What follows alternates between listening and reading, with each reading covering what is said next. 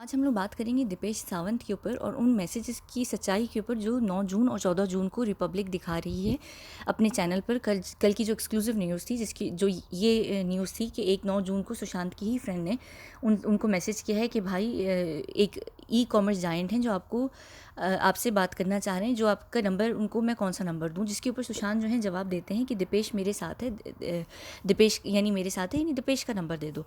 फिर उसके बाद एक ये 14 जून का मैसेज है, जिसका ये यहाँ पर अगर हम इसको जूम करें, ये 10:51 AM का है। ये वो समय है जिस वक्त सुशांत जो थे वो ऑलरेडी कमरे के अंदर थे और हाउस स्टाफ के नैरेटिव के हिसाब से वो उस वक्त सुसाइड कर रहे होंगे या कर चुके होंगे। और 10:51 वो टाइम भी है जिस वक्त पूरा जो हाउस स्टाफ था, जो उनके हाउस घर में जितने भी लोग थे, वो उस वक्त दरवाजे को नॉक कर रहे थे, उनको फ़ोन कर रहे थे और सब बहुत हड़बड़ी में थे। तो उस वक़्त दीपेश कैसे जो हैं सुशांत की फ्रेंड को मैसेज कर सकते हैं कि भाई ने मुझसे कहा है कि मैं आपसे बात करूं, जो ई कॉमर्स जायंट है उनके हिसाब से। तो ज़ाहिर सी बात है कि 14 को तो वो उन्होंने ना खुद को फांसी लगाई है, ना ही वो उनकी हत्या हुई है। उनकी हत्या जो है वो 13 जून को हुई है। 14 जून की सच्चाई सिर्फ इतनी है कि 14 जून को एलिबाई क्रिएट किया गया है और एलिबाई 13 की रात से ही क्रिएट करना शुरू कर दिया गया था, जब सुशांत के ही फ़ोन से उनकी बहनों को एक एक बैल की मिस कॉल गई है, महेश शेट्टी को गई है और बहुत सारे लोगों को गई है, जिसमें संदीप सिंह और रिया को भी गई हैं। रिया को 14 जून के वक्त भी जो हैं वो कॉल्स की गई हैं। ये एलिबाई क्रिएट की जाती है कि इस तरीके से उनका नाम, अगर जो भी सीबीआई की जांच बैठे या कोई पुलिस जांच करे, तो उसमें वो दिखा सके कि हम लोग तो जो थे उस जगह पर नहीं थे जहाँ पर भी ये बात हुई है।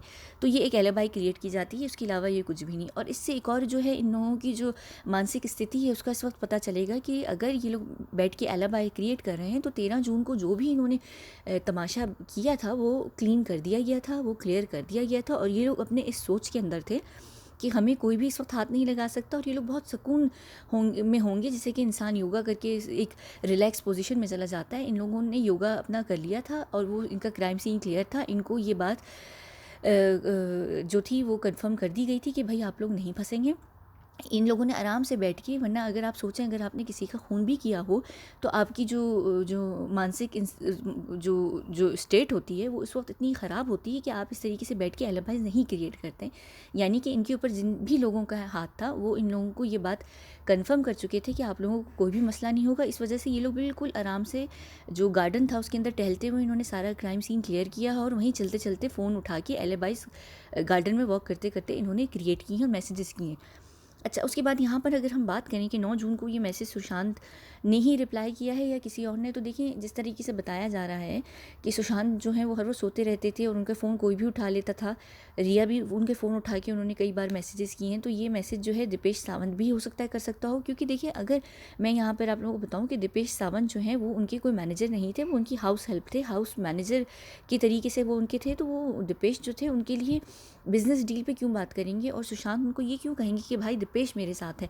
हालांकि अगर देखा जाए तो दिशा सालियन की भी जो चैट सुशांत के साथ लीक हुई हैं, जो अब आई हैं मंजर पर, उसमें भी जो दिशा सालियन है वो कहती हैं कि सिद्धू का नंबर मैं आगे दे देती हूँ। सिद्धू यानी कि सिद्धार्थ पठानी है।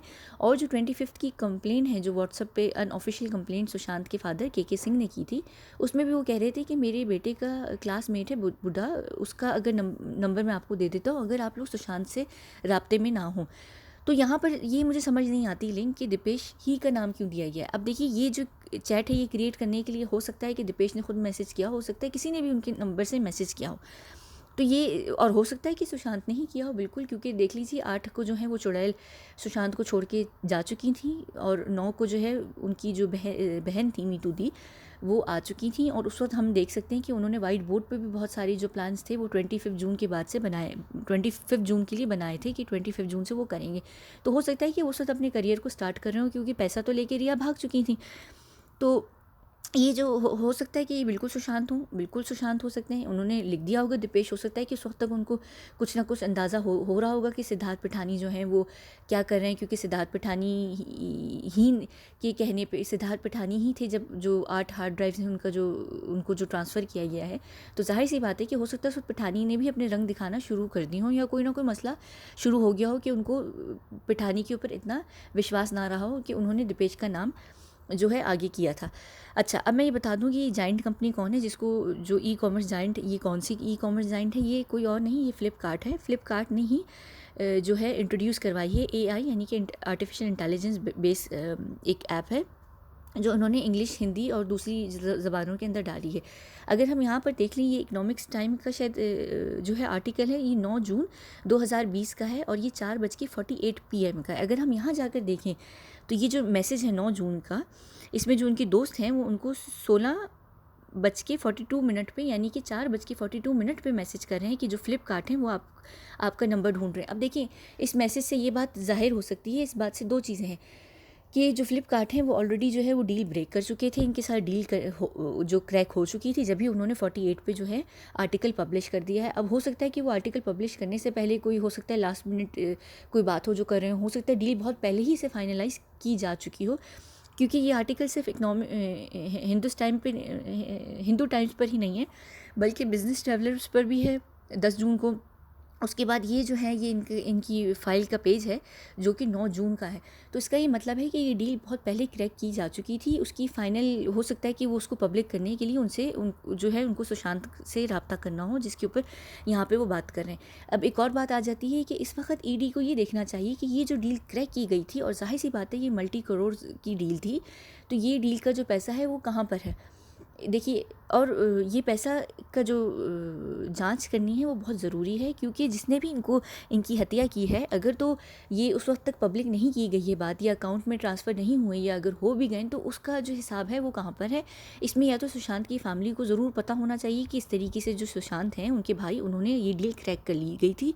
इसका जो पैसों का जो भी है कि वो कितने की डील थी, ज़ाहिर सी बात है कि इस वक्त फ़्लिपकार्ट के पास भी इनकी डील के सारे जो डॉक्यूमेंट्स वगैरह होंगे वो सब कुछ होंगे।